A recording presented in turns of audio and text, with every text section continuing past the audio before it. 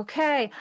Hi, everybody. Welcome back to the Energy RX. I'm your host, Christine Paschal, and I am delighted, you're in such a treat, to meet Karen Cheong, who is the founder of Spherical Luminosity and a leading voice in frequency work, consciousness expansion, and the art of releasing distortion. Through her pioneering system of frequency work, Karen helps people clear the patterns, lineage imprints, and density that keeps them looping in old realities. Her approach is both mystical and precise, teaching that true transformation happens not through mindset, but by shifting the underlying frequencies that shape our thoughts, emotions, and experiences. Through her live events, online accelerations, and global community, Karen guides people into higher states of awareness, deep neutrality, and profound energetic clarity. In this episode, we're going to discuss the mechanics of frequency work, how consciousness actually expands, and what's possible when we unplug from distortion patterns and reconnect to the brilliance of our higher self. Karen, welcome, and thank you so much for coming and having a conversation with me today. Thank you for that amazing introduction. Honestly, it's really beautiful, and thank you so much for writing that. And first off, I just want to thank you so much for having me on. I've listened to your show, and I just wanted to acknowledge you because, I have over 240 episodes of my own podcast. So please know that I know that is a ton of work. It's not easy, and what you're doing is truly creating real impact. So I'm so honored to be part of it. So thank you for the work you're doing. Yeah. Thank you. That means a lot. Yeah, people don't realize how much it's a labor of love and service, honestly. And I just wanted to ask for everyone listening to do us a huge favor and please go leave a 5-star rating and review on whatever platform you're tuning in on so that Christine can impact even more people.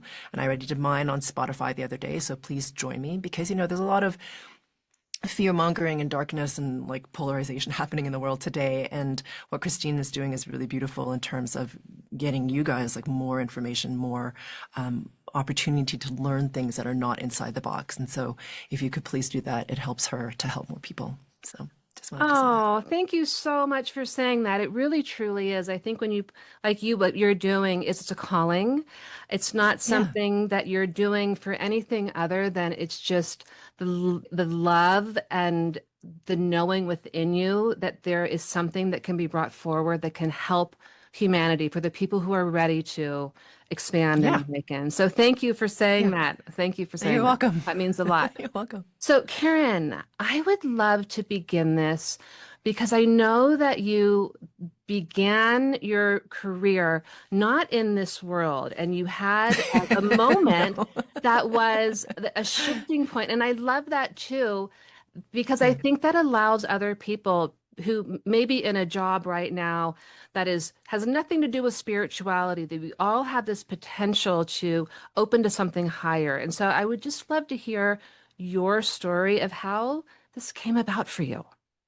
Sure, I'd love to share that story. And before I launch in, just as a little recap so that people have this, as you said, my name is Karen Cheong, and I'm the co-founder of Spherical Luminosity. And the process of awakening to the magnificence and the power of who you truly are as co-creator of your reality can be really frustrating and confusing. It was for me.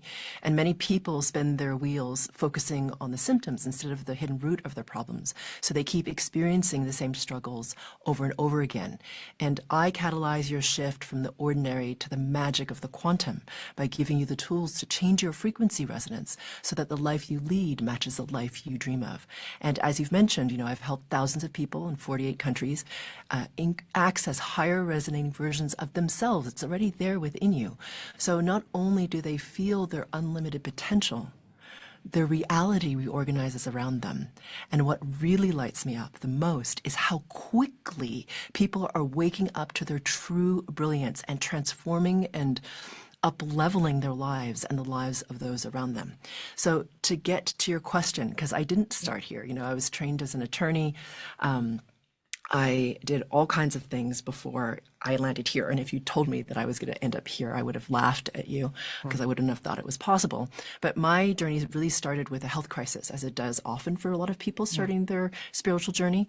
And I was really in a dark place, doing very poorly physically, and then really breaking down emotionally as well, because I didn't know that I could continue given the severity of what I was dealing with, not sleeping and that type of thing. And I met, as life has it, just at the point where I didn't think I could sustain, I happened to meet an acupuncturist who was really special. And I'd seen other acupuncturists before, but this was the first time I'd met somebody who could see energy without touching me. And he, within 5 weeks, changed my entire state, my physical body, how I felt. And that experience catalyzed an openness to energy, because I was like, well, all he did was stick some needles in me and use cups. And I've been to other acupuncturists. They never had this impact. So what's he doing? And what's like in the unseen that I don't understand or I'm not aware of that affects the physical? That was like the catalyst, the beginning. And because that was the beginning of the quest of like trying to discover more about the mystery, then I started becoming open to other, what we would call, I guess, in our culture, woo-woo things, and I started becoming interested in alternative energies, and I started becoming very curious about people too, so I also was learning a lot about personal development and that type of thing. And because I'm a curious person and I'm always wondering, like, is this going to work? Like, you go to the class, you go to the workshop, you go to the retreat, you do the thing, and you're like, okay, well, that was great, but how is it going to impact me in my life? And so I was implementing a whole bunch of stuff into my life and my husband and my business. And we were real estate agents at the time in San Francisco. And it was funny because as I was implementing all these different things, our lives became pretty awesome, especially from the outside. So it looked like we had a very abundant business. We had a small team that was working for us. Our business was referral based. We really liked our clients. We only worked with really nice people. We didn't work with douchebags. So we had the choice of all that. And we got to travel and all that wonderful stuff. But so from the outside, it looked, pretty sparkly and amazing. And it was. But what was happening for me internally is I was really struggling with scarcity. So despite the fact that we had a lot of abundance, I would sit there at home at night and spreadsheet how long we had, like how much cushion we had before we had to sell our house and move in with my parents. Okay. So I'm not sure why that was the benchmark, but that is what I was in, I guess, at the time. And I knew enough because I'd done enough, self-exploration, all that sort of stuff, that this was not a good thing. I was feeling in terms of the scarcity and having it be so much at odds with what was there in the reality for me was such a stark difference. And so as it happens, I started to ask the question, what am I missing? Why is it that I feel this scarcity? Yeah. What is it that I'm doing or feeling or being that's making me feel stuck? So no matter how well I do, I feel like I have to do more. And I'm comparing myself against other agents who are doing better than us and not caring about their clients. And why do I keep doing that? So it's kind of funny, and I'm sure you've noticed this, Christine, and I'm sure your listeners have too. If you keep asking the question to the universe, there's usually a response that comes back in some way, shape, or form. And so for me, I'd come back from this journey to France, and I was on my acupuncturist's table at the time, and I was just about to get up to leave, and she just pulled out the needles, and she said to me, "Have you ever heard about frequency work?" And I said, no. But in that moment, what was strange was the time stretched for me. So it was one of the first moments where I really felt like time got really, really long and really, really expanded. And it was kind of like that scene from The Matrix where, Neo's going backwards and all the bullets are flying by him in slow motion. It was kind of my version of that. It was very much more mundane than bullets flying, but it was my experience of that for the first time. And I remember every angle of the room as I was getting up to turn. And I knew in that moment, I was like, I don't know what that is, but I know that I need to. And so I didn't start on my path of releasing distortion patterns or anything like that with any outcome other than I just don't want to feel scarcity anymore. Like I don't like the way I feel. It doesn't feel good to me. And it was funny because as I was releasing distortion patterns, what happened was this shift in my normal that I didn't really recognize at first. And so I remember a few weeks in, my husband, Chris, said to me, have you noticed that you're not spreadsheeting anymore? And I'm like, no, actually I hadn't. And so that I was like, well, if that's happening and I don't feel the scarcity, like what else can happen? Because again, a curious person of like, what's the possibility here? And so after 2 years of this really intensive distortion pattern release, I ended up in Sedona at this retreat that I decided not to attend actually, and was sitting in this tiny little studio apartment. And without meaning to, and without really intending it, I went into this. I didn't know it was going to be this long at the time. I went into meditation because I wanted to see if I could pierce the veil of forgetting. And so I just raised my resonance. And I know how exactly it happened, but I did actually. I moved into that oneness space, into that.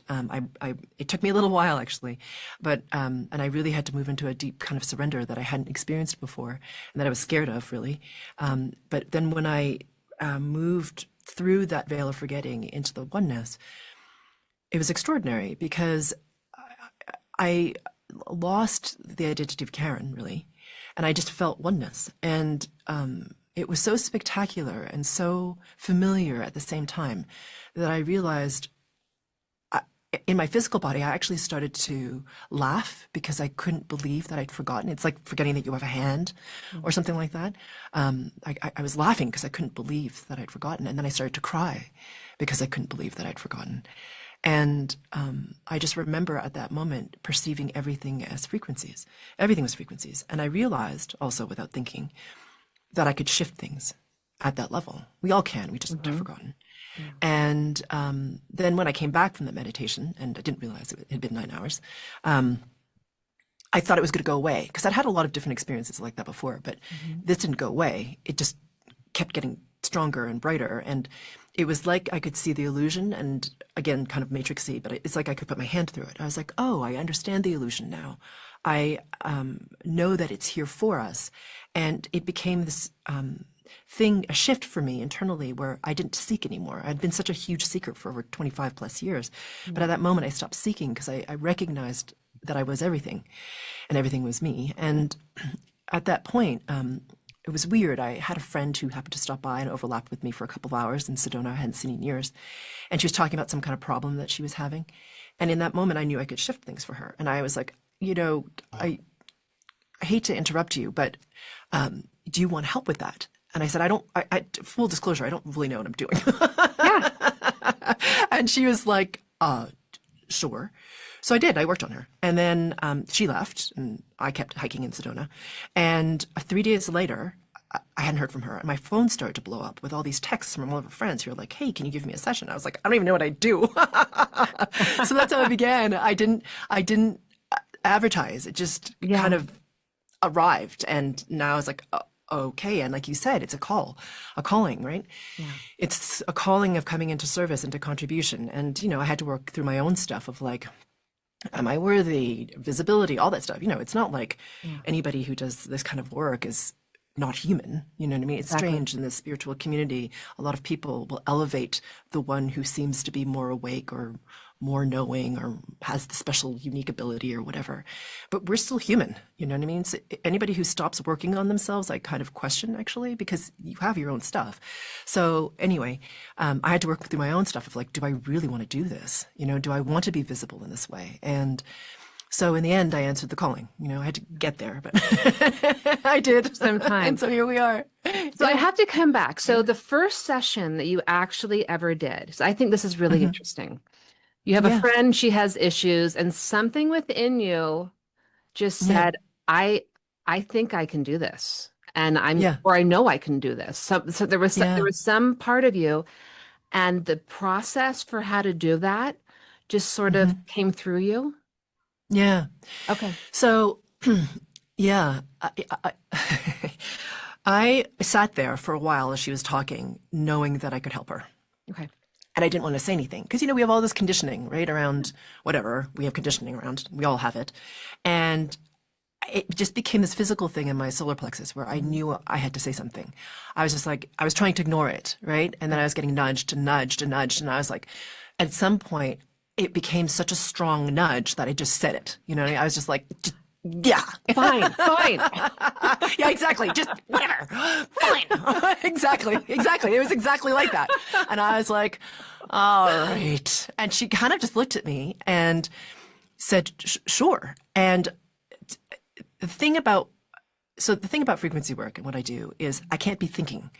So as you probably know yourself from doing the work you do, like as soon as I start thinking with my mind, it drops the resonance and I can't do what I do because I work at the level of the field. I work at the level of quantum, which is a much higher resonance than the level of the mind, which is a very slow vibrational rate. I mean, I think it's great. The mind's wonderful, but it's really not that high in resonance. Right. And so in order for me to do the work, I'm very lucky, actually. There are a lot of people who are empathic, they feel everything all the time. They're kind of bombarded by all this information. For me, I actually have to slightly shift my focus.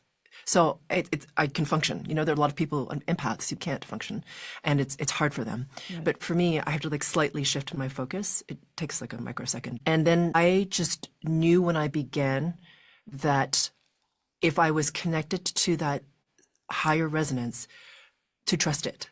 And I just want to preface this by saying that at the time, or I had been a total control freak, right? So remember, woman who was spreadsheeting, right?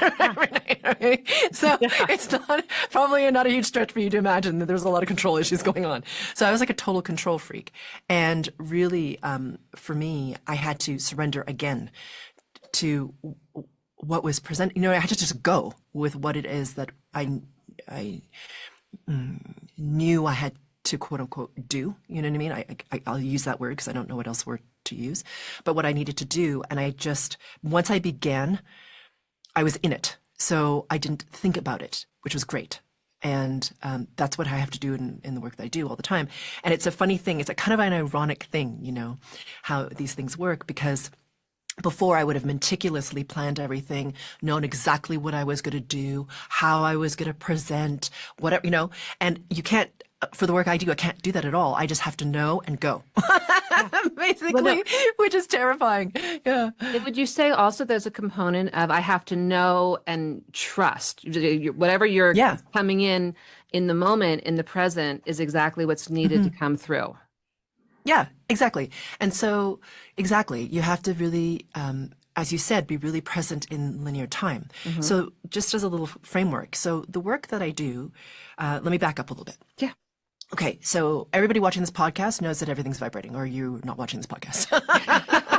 Basically, right? I mean, this is your first time watching it if you don't know that we're talking about everything is moving and vibrating. Exactly. So, the physicists have been talking about this for a few decades now. And of course, the rate of vibration determines the form of the thing, right? So if you take something very physical like water, steam is a molecular vibration that's quite fast. And then as that molecular vibration slows down, it becomes liquid water. And then as it slows down even more, it becomes solid or ice. Well, if you take that same idea and extrapolate it out to consciousness, right, or the oneness, which is vibrating at this extraordinary rate that we can't possibly measure yet with our physical tools, well, that's vibrating extraordinarily quickly. Now, the oneness, as you can imagine, is the oneness. And in order to experience anything other than one, there needs to be a drop in resonance. There needs to be a drop in vibration. In order for the oneness to even be able to look at itself as separate, you have to have a drop in vibration. So when that happens, frequencies are then, I guess, formed or exist, or whatever verb you want to use. And then when that vibrational level slows down, it becomes what we talk about as energy. And then when that slows down even more, it becomes, solidity, form, matter, density. And I include in that all your thoughts and emotions, which are, a construct of your mind. So where I work is at the level of frequency, because we've gotten to the point in consciousness where someone like me can have the experience I did and recognize, oh, wait, everything is frequency. We are frequency. We are just quantum potential. There is no such thing as form until you put your attention on it, really, right? Everything is wave. And so for me, I hear the waves. It's almost like I can feel the waves. Like I know what the potential is. And then what we do with our attention and our focus is we create or have, because of our lineage and our cultural patterns, our religions, our past lives, we have these things that I call distortions. Okay. And to me, they look like they look like a huge ball of duct tape. So it's like layers. There's you, because let me back up again. There's you, which is a sphere of pure source energy, vibrating at your very unique and specific rate, which is incredible and beautiful, and it creates your individuation. And then what happens when you incarnate is all these layers and layers and layers and layers and layers and layers and layers and layers of what look like duct tape to me, because they're sticky and they're heavy, form around the sphere, which cause the sphere to be dense and to slow down in its resonance. It doesn't really want to, but it does, because it's surrounded by all these layers of duct tape.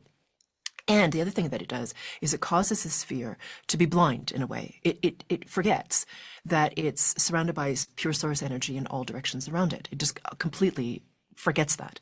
And so the thing is, like I said, those layers of duct tape are formed by what your lineage has experienced in this lifetime and past lifetimes, like your religions, your cultural conditioning, past lives, your wounding in this lifetime. Yeah. But the cool thing is you can release those distortion patterns which exist at the level of the field. And when that happens, and so that's what I do for you, I release that at the level of the field. And the thing is, everyone runs around thinking it's the physical that changes things. You know, like you run around doing this thing and that thing, and you clear this thing and you do that thing. But it's really what happens at the field that causes the physical. It's the other way around. You know what I mean? We always think, okay, the physical causes things in the spirit. No, it's the other way around. So because of the rate of vibration, whatever vibrates higher dictates the lower in form. It's just the way things work. And so if you can release things at the level of the field, which is what I help you do, then your physical reality really reorganizes quite quickly around you. And who you are changes, because you think that you are your thoughts and your emotions, or a lot of people do anyway. And your thoughts and emotions are really the embodiment of your distortion patterns. So if you release your distortions, what happens is what you think, what you feel, what you even believe is possible for you, who you are, radically starts to shift extraordinarily quickly, as does your physical surroundings. So it's truly spectacular what is possible for us. It's an extraordinary time that we're in at this moment as we start to remember who we truly are, which is really source intelligence embodied in form, or said differently, consciousness embodied in form. So that's what I help people do. I help people to remember who they are by releasing these patterns that you think you are, which you're not. Okay, so now I'm understanding that where your business name is Spherical Luminosity. So is this where this comes from? Is you're looking at a soul, a being, as with these distortion patterns. Yes, you're this brilliant, bright, spherical ball of light, but you're wrapped up in all this duct tape, and so you can't really shine. You can't really be vibrant and be this true source. And so you're hey, we're going to get you from here to here and get all of these distortions, all of this sticky energy released, so you can move back into this beautiful, pure sphere of source. Absolutely. Okay. Yeah, absolutely. And just to be clear for everybody, you don't have to remove all of it, because a lot of people, there's this weird also thread in our spiritual traditions about purity. About purity, like, you know, and there's even this, like, you know, even in the embracing of like the virginal or whatever, you know, becomes kind of weirdly distorted. So I want to say that you just have to release enough, like just enough, because the thing is, if you're someone called to remember who you truly are, you're going to want to vibrate faster. It's just the way you are, right? Like you want to know more. You want to vibrate faster. You want to feel better. You want your reality to be different.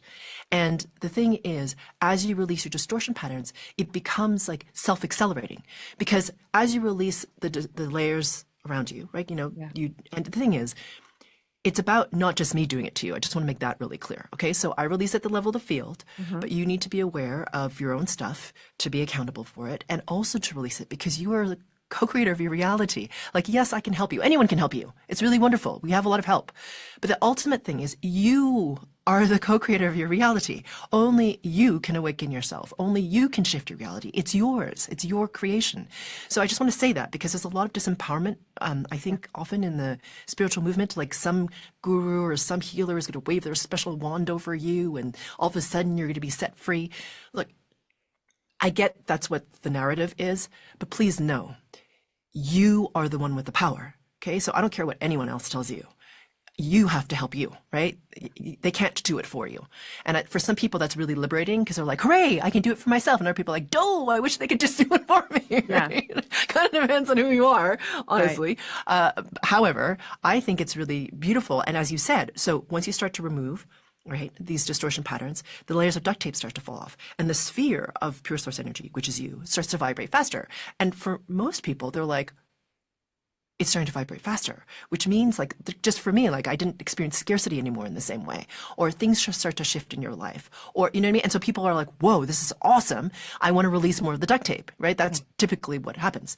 And of course you stop whenever you want to stop, but that's the thing, right? As you become clearer and brighter, life becomes more brilliant. And that's exactly why I created the Living Your Brilliance program. It's about releasing your distortions and really entraining up to a higher level of brilliance, because we forget to do it. You know, we're all in our lives and we're all like running around. We got to take care of the kids. We got to do work. We got to post the thing. We got to blah, blah, blah, blah, blah. So you're running around and we forget like, oh, wait, I'm this huge spherical ball of brilliance that's magnificent and glorious. And I get to experience embodiment. Like, I mean, we don't run around thinking that typically, you know, in our day, you know? So yeah, I think it's, as you said, an important thing that we don't really think about, because we think, oh, it'll just make me feel good. I'm like, no, it is the key to you accessing much higher level timelines and getting to create with more empowerment and to create better for you. And like, not just incrementally better, like exponentially better. And that's when I think true freedom comes in. Okay. You've said so many things I want to touch in because I love everything you're talking about. I'm going to take the timeline piece. I'm going to put that on a shelf for a second. Okay. Because I want to come back to that. But I Great. want to come back to, so people understand about removing the duct tape of releasing these distortion patterns. So would you say that, I know some people, there's different people want to have a more accelerated path or a slower path, and there's, in my opinion, no right or wrong way. But what would somebody expect? So they start to work with you. Do you like allow people like, hey, you do this at your own, whatever you want to do, if you want to be doing processes every day, or is, you know, and just go full throttle? Or would you recommend like, hey, you may want to take time with this and do some processes and sort of integrate it into your life and then come back for more? Is there a way that you recommend people do this with you? Yeah. So it's really guided by you. So I don't ever know anyone's story. I know that sounds strange, but so first of all, there's two ways that I work, right? Okay. And I'm giving fewer and fewer one-on-one sessions, okay? Because really I'm looking to the group work, because the group work is really a mastermind, and the mastermind is a reflection of the one.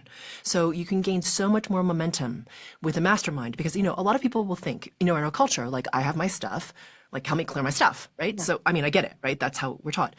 But the fascinating thing is we're moving to this space where when you come into a mastermind, and I'm giving, I don't know, what I call a group frequency calibration on low self-worth, or living your brilliance, or what I call your limitless potential mastermind, or we're on a retreat and we're doing something specific. Mm-hmm.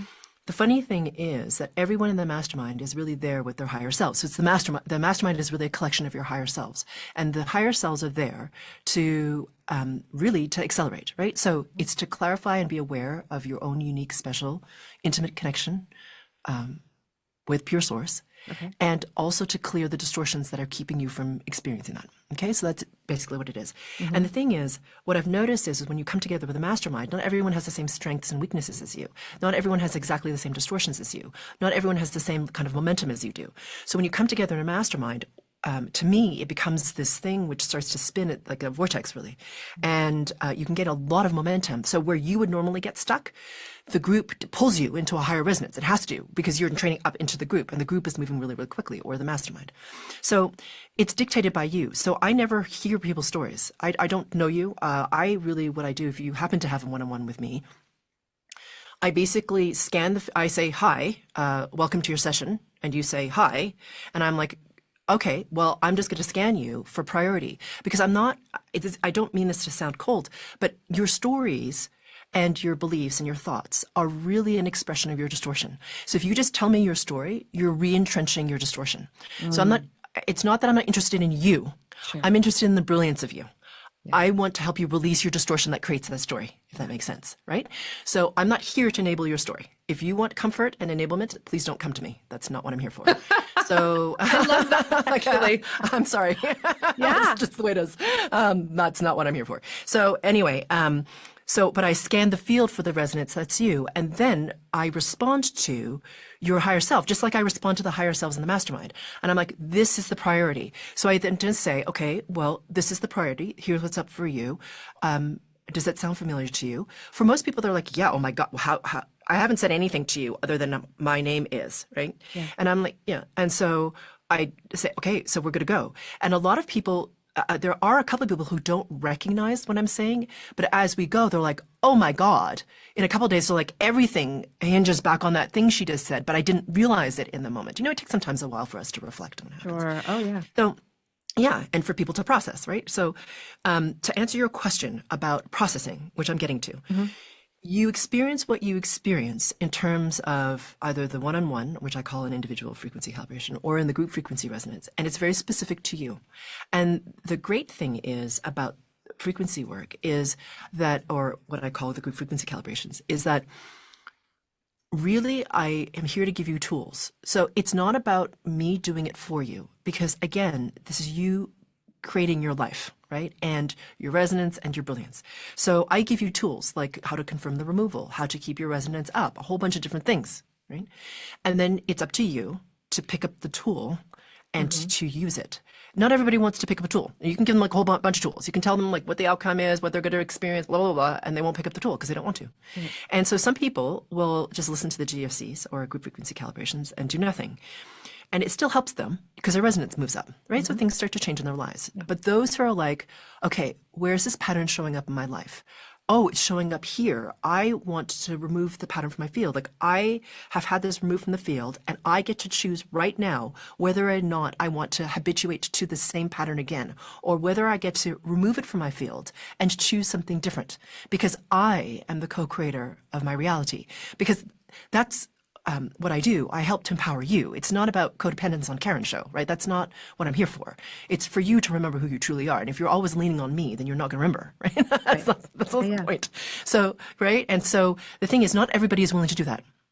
Honestly, and if you don't, that's fine. But some people are like, just give me the freaking tools. Let's go. You know what I mean? And so the pace at which you go is really up to you. Some people start like literally like binging group frequency calibrations, right? They're like, I have done that. Like I have had people who, for example, this one man came to me and I didn't know who he was. He was referred. He was referred by a friend. And when I scanned him, I said to him, wow, your mom is really in your field. I don't know you and I have no idea what that means. But she needs to be out of your field because you're running her patterns and it's creating a lot of physical distress from you. So I cleared a whole bunch of stuff, etc.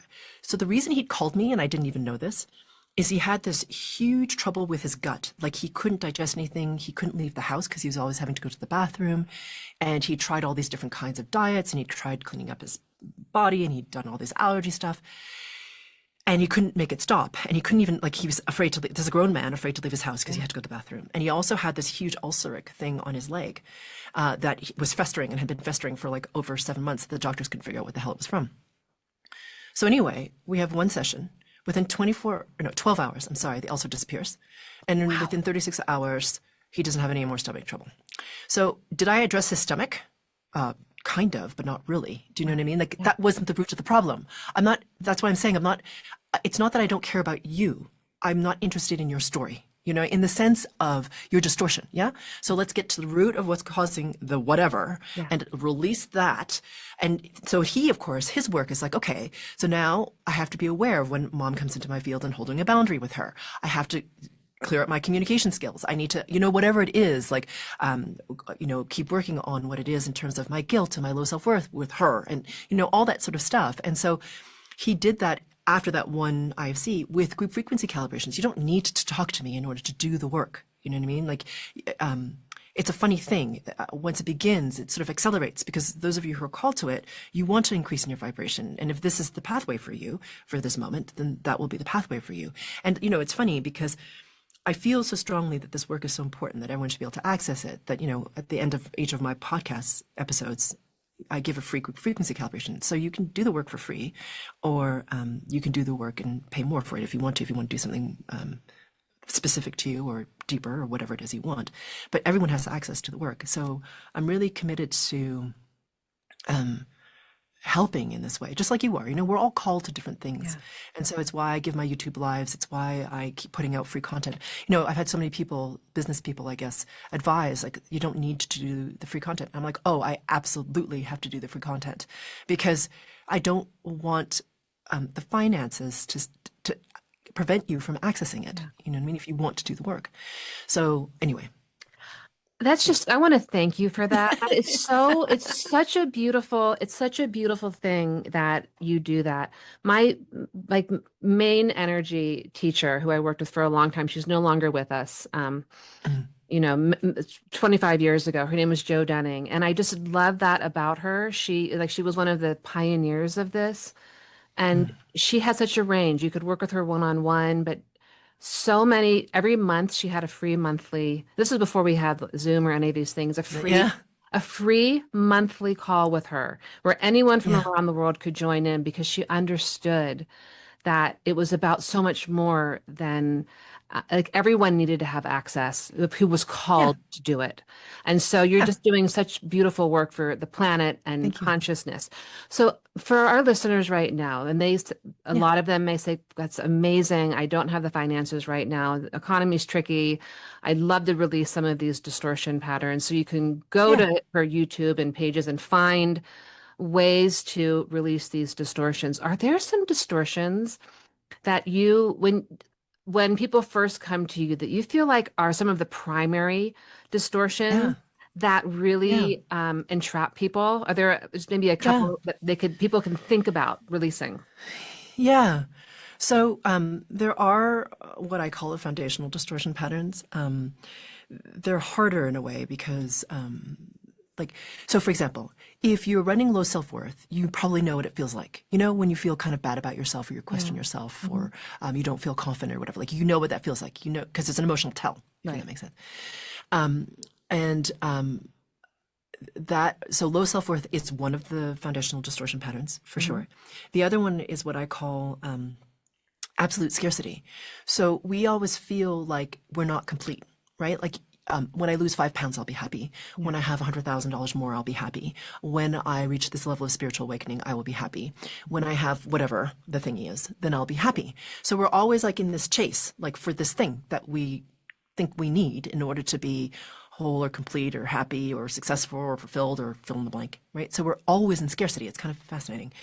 So that runs through us. And so, and the thing is, we have another foundational distortion pattern, which has to do with lack of trust in yourself and a lack of trust in the all that is. So we feel like we can't really relax, right? So you got to always strive, right? And our culture is very much like this. It's not like it's not culturally reinforced, but your lineage has done it. We've all experienced scarcity to whatever degree, whether it's financial, love, attention, focus, whatever it is.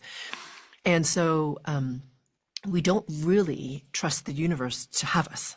Do you know what I mean? We feel like, okay, it mostly has us, I think, right?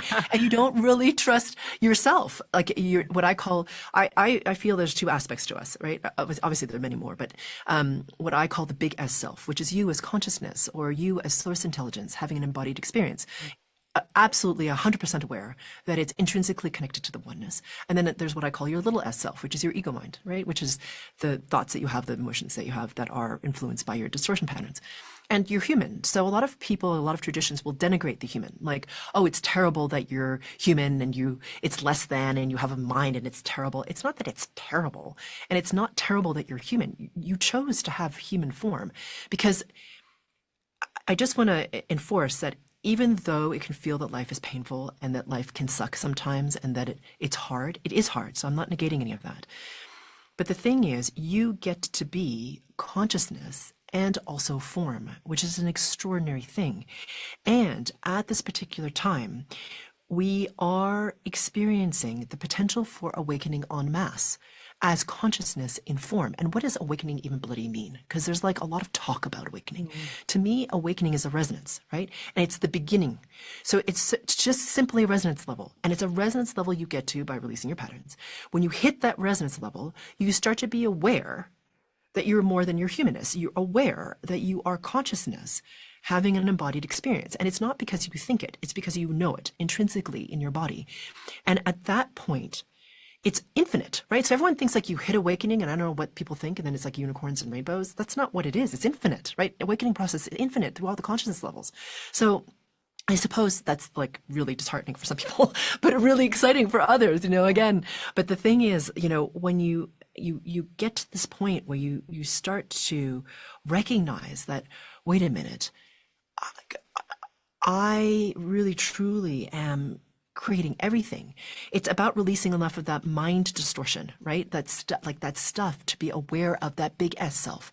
And that's what, all my programs are about, whether you're doing, coherence mastery or whatever it is, it doesn't really matter.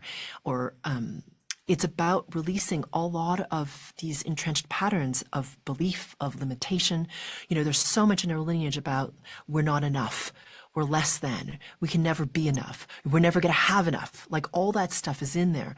So as you start to release that, you start to feel more and more free, because you start to recognize that a lot of the rule sets of what you thought were important or shoulds or whatever just like literally drop away. And you're like, oh wait, if I create everything and everything is a reflection of me, then what do I actively want to create more of? Like, what do I get to have in this lifetime? What do I get to share? And I'm not suggesting by any stretch of the imagination that you have to become like a healer or speak from a stage or do any of that stuff that we sort of like attribute to like, I don't know, helping the awakening process. Like, honest to God, like you can be stealth, right? Like I have clients who are physicians, who are engineers, who are professors of mathematics, who are, stealth, right? No one sees them coming, but their resonance is so high that their teams jump up in the resonance. Their students want to be with them more and want to learn from them. What are they doing? They're in training up to that resonance. So do these people have to be like, okay, people, what we're doing today is raising your resonance? No, they're doing it. And what does that do? That catalyzes in the recipient of being in your field, in the emanation of you, whatever needs to happen for them. Right? Like, who are we to dictate someone's path? Right? So whatever happens for them, but it gets to start to happen because they got to entrain to a resonance that's higher. And it really, what it's doing is catalyzing and remembering like, oh, wait, this is what it's like to vibrate at that level. I can do that too. And it's not conscious, but it starts to happen. And it's remarkable. So I say that because I think a lot of people feel like they have to like, be the healer or the whatever it is that they think it's supposed to be. Honestly, when you're stealth, it's amazing because no one knows that it's happening and you can have so much impact. Yeah. You are the first person who said it in that way. And I love the word stealth with that. That's the perfect word of people who you can feel there's something that is just amazing about them, and they're not telling you or saying anything, but you feel their vibration, you feel this resonance, and then you can come into alignment with them. When you feel someone who has a vibration like that, they let you know what's possible. And yeah, exactly. Yeah. So you feel it. Nothing needs to be spoken. It's just a feeling that you have being in their presence. So I want to ask you in this whole conversation about releasing distortions, sort of expanding, moving towards awakening, whatever awakening means, right? It doesn't, it's this expansion of, from my perspective, it's just the more I think I know, the less I realize I do know. And so totally. there's so much, and I love that because the potentials and possibilities just keep on showing themselves in the awe. And I like for me, I love the like, oh, that's possible. Oh, that's possible. And like the joy and excitement of the unfolding of it. So you're never like, oh, I get all of it. I know it all. It's also magical and beautiful to see it just continuing to sort of just expand outward. I've heard you talk about the importance of neutrality. And so I'd love for you, like, how does neutrality fit into this whole mix? Yeah. Totally. So it's funny because a lot of people will confuse neutrality with non-emotional. So they'll think if I don't have emotion and I divorce myself from emotion, then I'll be neutral. That's not what I'm talking about at all. Neutrality to me has to do with a state of resonance, and you can't think your way there, right? So a lot of people like really want to be neutral because they don't like the emotion they're experiencing. They're like, if I could just be neutral, then I wouldn't feel any of this crap and everything would be fine. Yeah. Right? Yeah, So yeah. I get it. Okay. But neutrality is actually a state, and it has to do with resonance. And so neutrality has to do with getting to the point where, and I know this might be frustrating for some of you people, but however, it has to do with being able to be in a state of surrender that is deep enough that you're okay with all outcomes. Okay. So you're okay with any outcomes. Now, do you have preference? Of course, right? We all have preference of what the outcome should be. However, you're really in a state where you're like, any of those outcomes, I truly am okay with. And so it's almost like because what is that? That means that you're at surrender, really, truly, deeply in surrender from strength with what is. You're like, and this is what is. And that means because you're in this neutral state of, I am open to all outcomes, like any outcome is possible. I am all right with all of it. I'm not attached to any of it. That's when magic starts to happen. You know what I mean? And please know, I didn't say not to have preference. I'm not saying you should have you should be devoid of desire. Desire is the seed of creation. So please know, I didn't say that, right? So I'm not saying desire is bad at all. But it's funny what happens to us. It's the attachment to things in our humanness that really creates the sort of friction. Let's just say, whether it's attachment to money, to having a relationship, to having success, to having an outcome, to having, whatever it is that you think you want. That's where like the friction comes in, right? Because now you've attached to it. And what you do with your mind, because we all do this, is we start to build all this stuff around it, right? Like if I don't get this, it means something about me. Or if I do get it, then what does it mean? And, there's all this stuff. But if you weren't attached and you were in this truly neutral state, then more magic can open to you, which is really spectacular. So what's awesome is you don't have to actually try to become neutral. What's amazing is as you release your distortion, you become neutral.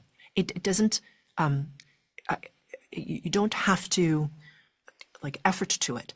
And the amazing gift about being triggered is that you'll fall out of your neutrality because you have a response that is neutral. Yeah. You're like, oh, that just pissed me off. Or I was really hurt by that. Or, wow, okay, that I offended, or whatever the thing is, or I'm afraid, or I'm worried, or whatever the thing is, right? So it's not about like I've fallen out of neutrality, which has to also do, by the way, with being able to sit in the present moment of linear time and being in your body. It's not about it's bad that you're triggered. It's about getting to the point in your resonance. You're like, oh, I was triggered. Where the hell is the pattern that caused that? Because just because I'm triggered about it doesn't mean it's true. You know what I mean? Like we all think like we get all flummoxed when we're triggered and it's like that shouldn't have happened and how dare they and blah, blah, blah. Right? But you're like, but wait, if that happened to like my best friend, she would have been fine with that, right? That's my trigger. It doesn't have to do with anyone else but me. So it's a really helpful tool when you're in your center of yourself and in neutrality to be triggered, because it shows you where it is that you still need to release stuff. Yeah. It shows you where the distortion still is. And I realize it's probably kind of annoying because being triggered does not feel good, but it becomes something that changes where you're like, okay, you've cleared enough of your distortion that it's like your head comes up above water and you're like, okay, I am not afraid of my distortion. I get to choose to release them. So if I see it, it gives me an opportunity to release it. So it's actually not a punishment, it's a gift, right? And please know that I'm aware that when you're in the triggering, it doesn't feel like a freaking gift, right? It feels like bad. I'm aware that happens, right? It's not pleasant. It's supposed to be unpleasant. It's supposed to be uncomfortable. And in fact, agitating, because would you pay attention to it if it were not agitating? You would not. Yeah. You'd be like, oh, it's fine. It's fine. It's fine. And at some point it's not fine. And then you have to deal with it. Right. And so it causes you, it's like a self almost like awareness system, it's like an activation system, like burr, burr, burr, like distortion. Yeah. So it's helpful. It's a wonderful signal. And that makes me think about the collective, because obviously at this time where we are in the world, I mean, there are like wild things happening and people are I mean, it's Yeah. it's a crazy time in the history of the world. Yeah. I mean, we've lived through Yeah. lots of crazy times, but it's just now it's digital. We're seeing it all. Everything Yeah. is on full display of what's happening. Yeah. Which I think people Yeah. are feeling triggered left and right. Yeah. So whatever wherever you stand, everyone's getting upset and feels this. So do you feel like Yeah. it can be like that you could be part of a collective? Let's say you're on the Oh, for left sure. or the right. So you're part of the Yeah. collective consciousness. And when you feel triggered in that collective consciousness, that's also a distortion pattern Oh, for to sure. to clear. Because I Yeah. myself have, I personally, I struggle with this a little bit because I do, I like being peaceful. I like staying in a state more of Yeah. neutrality, kind of, Yeah. floating through the world. But Yeah.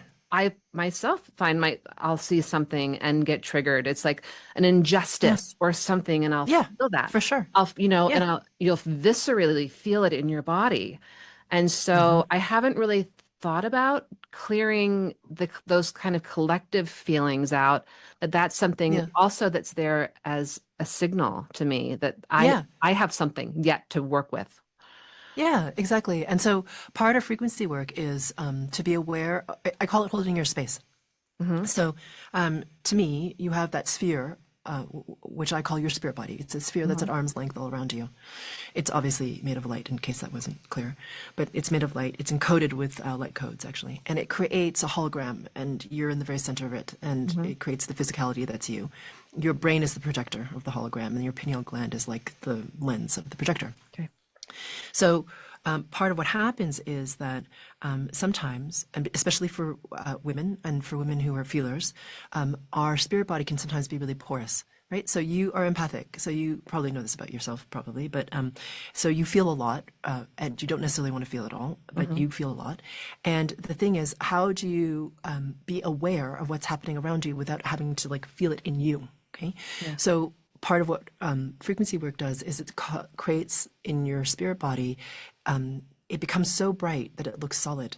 And so what is outside of you, okay, so I know, realize it sounds contradictory to being one, but all that stuff, the stories, other people's distortions, their projections, their agenda, their Hmm. manipulation of your emotion, which probably isn't a big shocker to everybody, is Yeah. happening. The sensationalism, the extremism, all that stuff.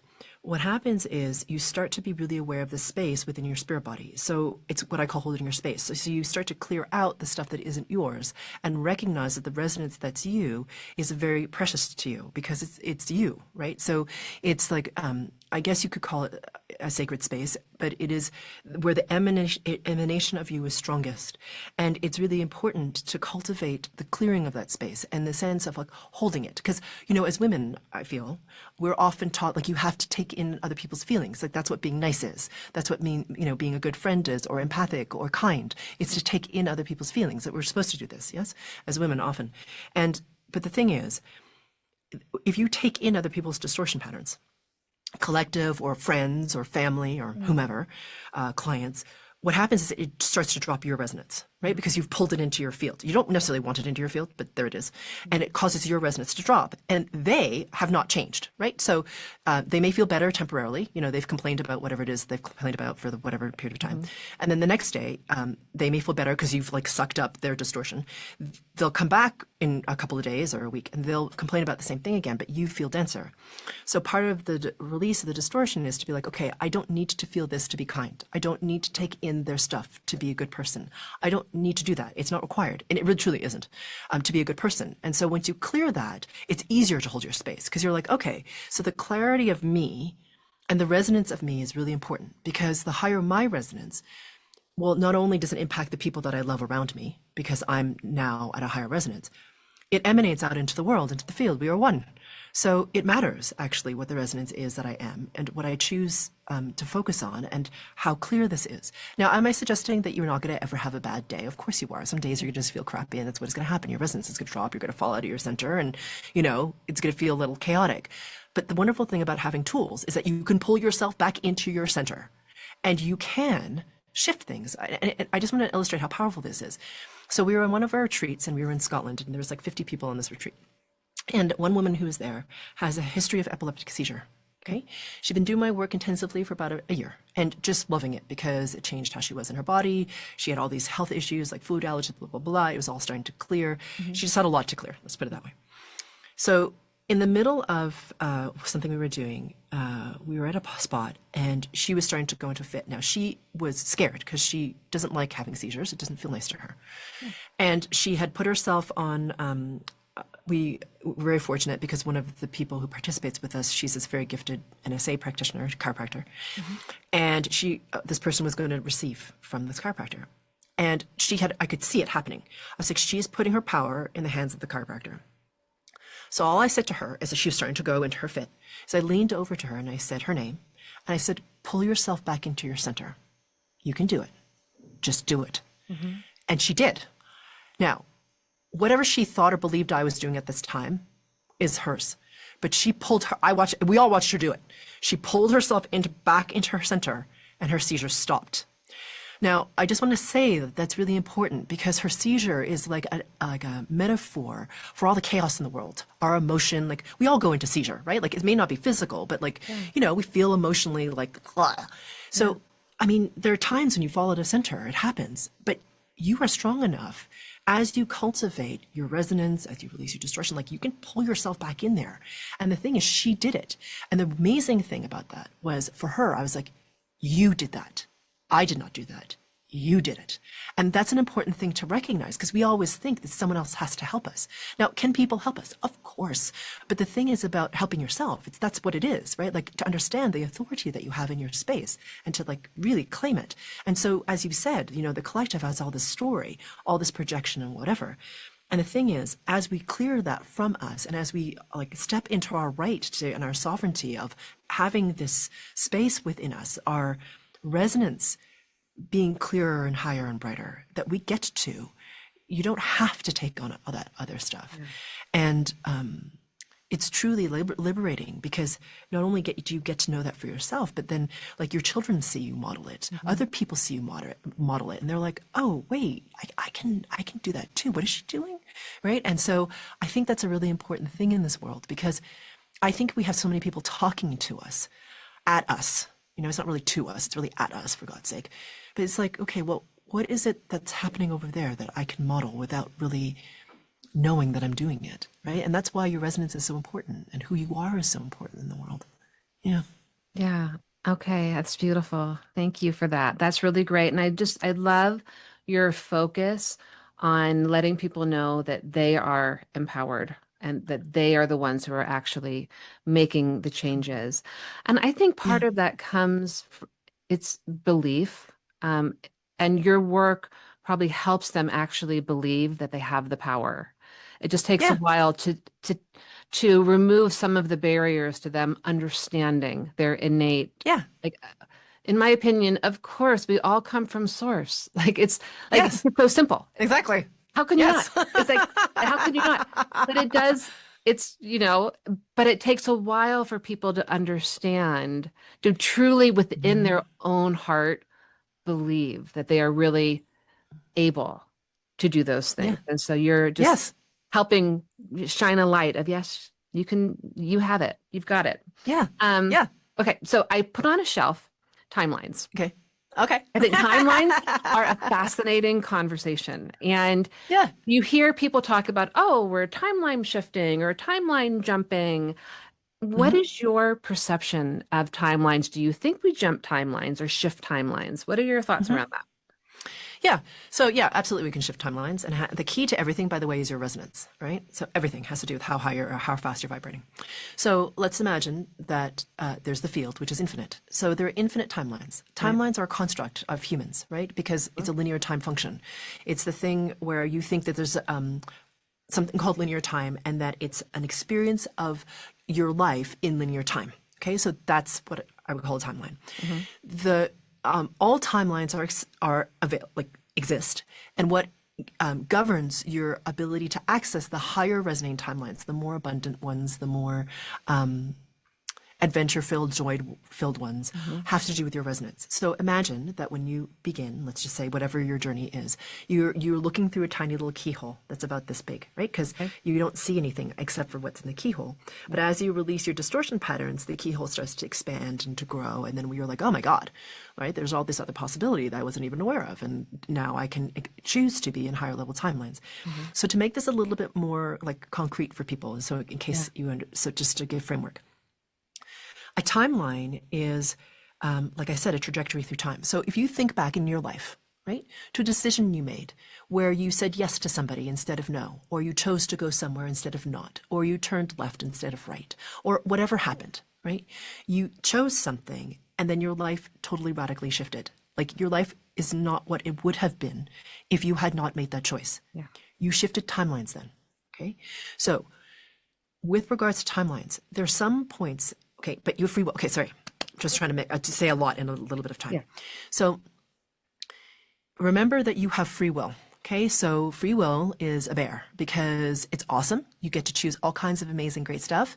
And sometimes we make not so great choices for ourselves. Okay, but you have free will, right? So I just want to preface this discussion by that. But because you chose what you did at that moment in time, you shifted timelines. Now, sometimes what happens is when people come into incarnations, there's certain like timeline choices that they have at key moments in their life where they're like, okay, at this juncture, I'm giving myself the choice of these things, right? You have a choice. You said yes or no, and it made a difference. And if you chose to say yes, let's just say, or no, and your trajectory changed, it's like a timeline shift that you chose to bump you into a different, higher resonating timeline, which opened up more to you, which allowed you to expand more and then have more choices in terms of the timelines that you get to experience. Right. Okay. Now, there's that. There's also the timelines that you didn't actively choose before you came into our incarnation, meaning that they're really dictated by your resonance. So the higher your resonance becomes, again, it's like that keyhole opening. And so you can shift timelines very, very quickly, and you can make active choices. So what does that mean? And what the hell is exactly a timeline? Well, a timeline is like a version of your life. So the people of your life, the circumstances of your life are a certain way in a certain resonance of a certain timeline. But when you jump timelines, whether up or down, the people and the circumstance will reflect that resonance. Everything is a reflection of resonance. It just is. So let's just say, like there's these movies like Sliding Doors with Gwyneth Paltrow or like The Butterfly Effect. It's like they make different choices and like the people show up differently. Right? The version of the people.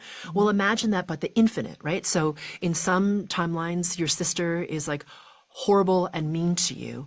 And, in different variations of those timelines, she's less horrible and less mean. And as you rise, she actually becomes warm and like supportive. Okay. So let me just give you a little example of this. So I was working with a woman who is in her 70s, so it's never too late for anyone. Just want to tell you all that.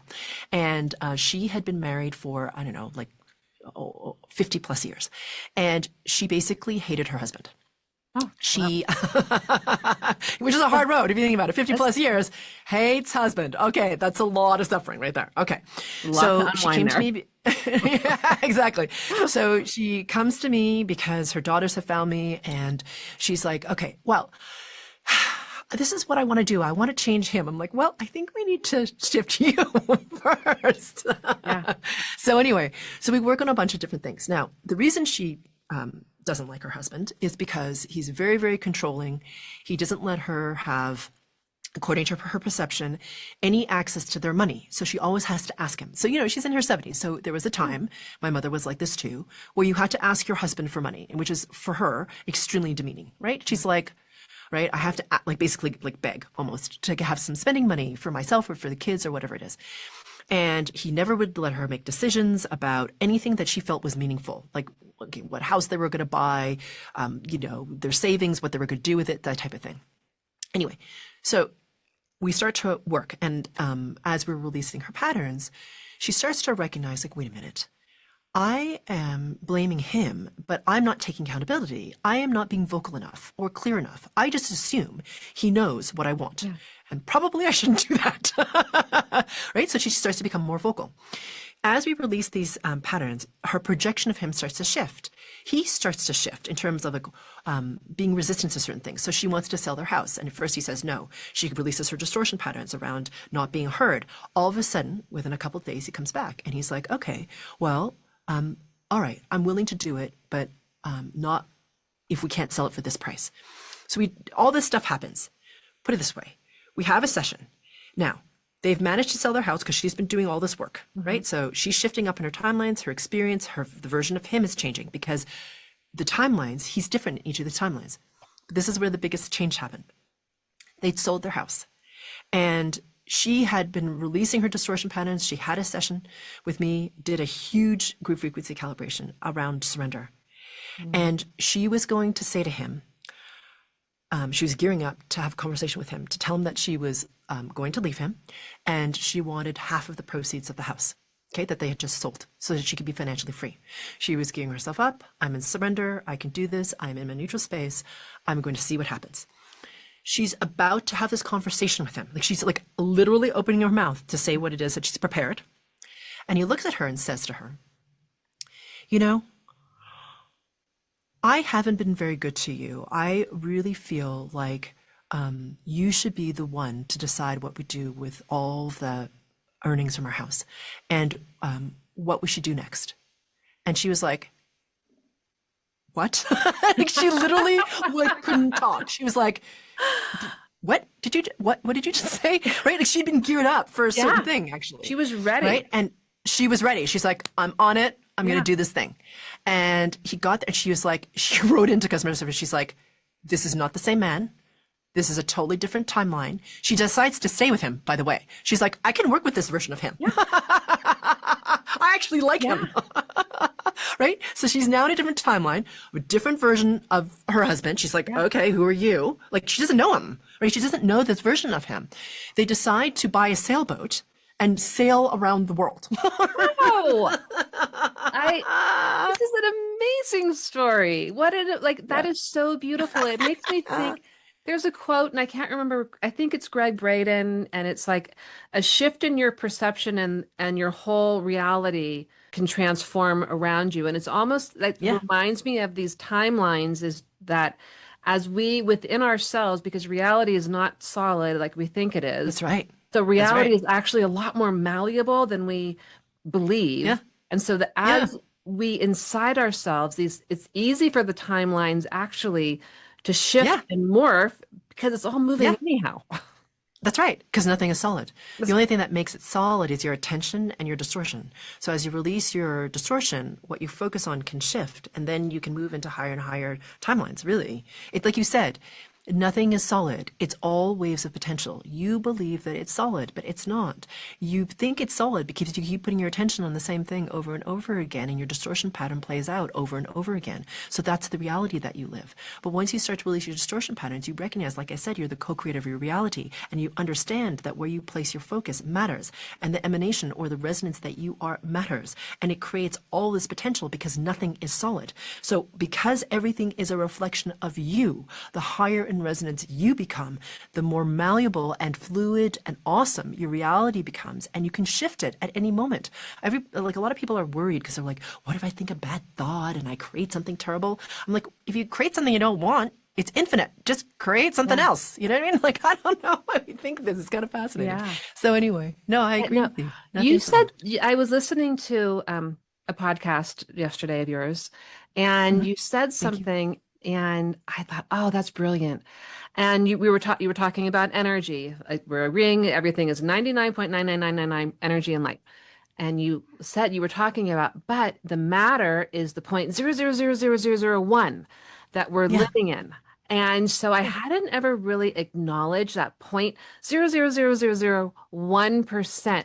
But then this is what's coming in is like there's this tiny little bit that's like the matter that we've condensed into, like the water vapors turning into ice in a way, condensing. Yeah. But that if everything else is energy, there's this tiny little bit of the matter. Of course, there's like the power of how to shape that tiny little bit of matter. There's so much more of the energy. That's right. But you were the first person that really acknowledged that tiny little bit of matter. Is there anything you want to say about that little bit of matter that we actually are living in? Yeah, well, we're obsessed with that matter. Yeah. Yeah. We focus on it. Even our sciences are focused only on the physical, only on matter.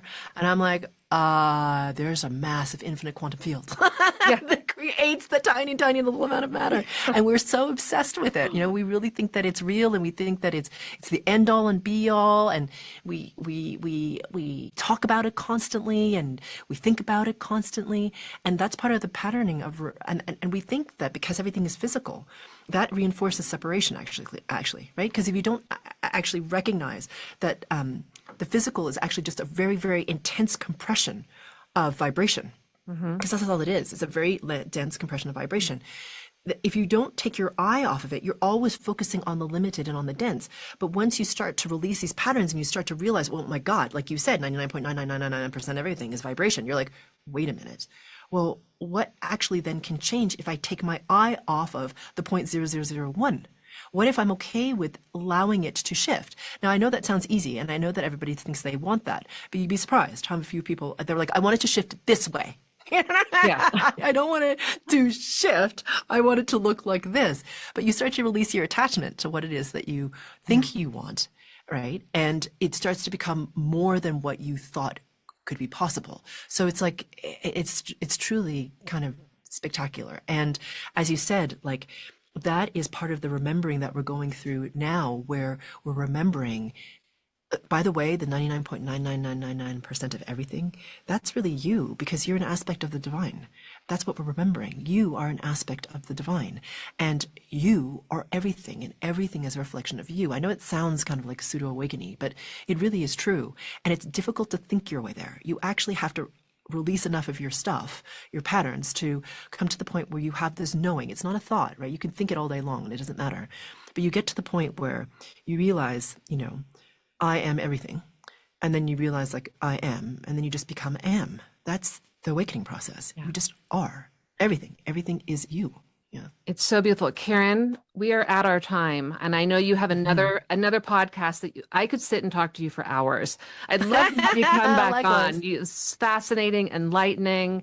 You have been just a beautiful guest. I've enjoyed every second of your wisdom. Is there anything that I have not asked you, even though I know we're right at the very edge, that you would like to say before we wrap up? Yes. I thank you for the opportunity. First, thank you, Christine. As I mentioned at the beginning, you know, I have my own podcast, and I know how much this is a calling for you, and I really honor that, because it takes a special kind of person to follow the calling. We all have a calling. Yeah. It's just whether you respond to it or not that is the case, and especially if it's a harder thing. And so anyway, I just want to say that I have deep respect for what you're doing, and that you're constantly giving your audience so much wisdom and value. And, you know, I'd like to honor that, and I'm inspired to do the same. So I'm going to give everyone listening something really special that I'm really excited about, and something I put together for your audience. And I'm going to give you what I call my Resonance Reboot Bundle. And it consists of 3 incredibly powerful goodies that I'm going to give for free for your listeners. But before I give you the specifics, let me explain who this is for. Okay. If you're somebody who wants to remove the blocks that we've been talking about that keep you stuck, and learn the tools to raise your resonance, to live a life that you never thought possible, then this is for you, right? Not everybody wants it. So that's who that's for. And there are 3 awesome products in the Resonance Reboot Bundle. Okay, so number 1 is the Frequency Accelerator Group Frequency Calibration to help boost your resonance, because we've been talking about raising your resonance this whole podcast. You asked how. Listen to it. It's only 20 minutes long. Okay. That's the first thing. And then the second and third parts of the Resonance Reboot Bundles are things that I normally only give to paying clients. And these are 2 video workshops that amplify each other, which is really cool. So number 2 is what I call emptying your teacup, making way for the new. Right? And this will start to clear out some of the old outdated stories and beliefs that are keeping you stuck, those distortion patterns that we've been talking about. And then the third thing is stability, growth, and opportunity in chaos, which I think we can agree we could all use more of right now with all the crazy stuff that that's been going on in the world around us, I should say. So emptying your teacup usually is $99, and stability, growth, and opportunity in chaos is $4.99 on the website. So between the two, that's almost $600 in value for free, just for your audience, and you literally really can't find this bundle anywhere else. And ultimately, this will help you to finally create the momentum so you can really start to have a life you never thought possible and to just whatever unfolds for you. So if you want access to the Resonance Reboot Bundle, just go to my Instagram, which you can find at spherical_luminosity, which I'm hoping you could put on the show notes. Oh, yeah. But if you could just DM me the word reboot 111. Again, just DM me the words reboot 111 at Spherical Luminosity, and that way you can get the Resonance Reboot Bundle, and I'll send that right over to you. That is so unbelievably generous. Thank you so much. All of you listening, this is an incredible gift, and I'm so excited for all of you who feel called to make these, I think, pretty massive changes within yourself. Karen, thank you so much. And your website is, which will be in the show notes, Spherical Luminosity as well. Yep, sphericalluminosity.com. Thank you so much. I am so grateful for your time. Thank you so much. Thank you. This has been such a pleasure. Thank you. Thank you. And everybody else, we'll see you next time. Thanks for tuning in.